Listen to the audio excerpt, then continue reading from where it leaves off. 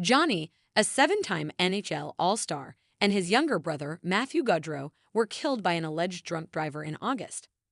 The family of the late Johnny Gaudreau traveled to Calgary this week to take part in a tribute to the late NHL star as his two former teams, the Calgary Flames and the Columbus Blue Jackets, faced off. And to mark the emotional trip, Gaudreau's widow, Meredith Gaudreau, announced she got a new tattoo, her husband's signature on her right wrist.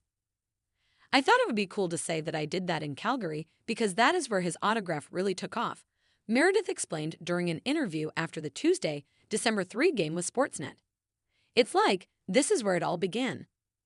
She smiled while explaining that she's never had a tattoo before getting her late husband's name and his No. 13 inked on her wrist.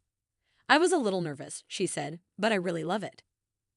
Meredith, who shares two young children with her late husband and is expecting a third, took part in a pregame tribute Tuesday night before his two former teams played each other. "Everyone has been so warm," Meredith said about returning to Calgary, where her husband played the first 9 seasons of his 11-year NHL career. "It feels almost like you've never left when you are here for a couple days. So many familiar faces. And, spent so much time here, so a lot of good memories."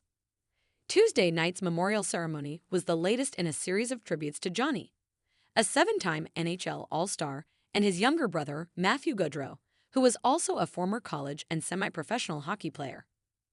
Gaudreau and Matthew were killed in late August after an alleged drunk driver crashed into them while they were riding bicycles together the night before their sister Katie's wedding.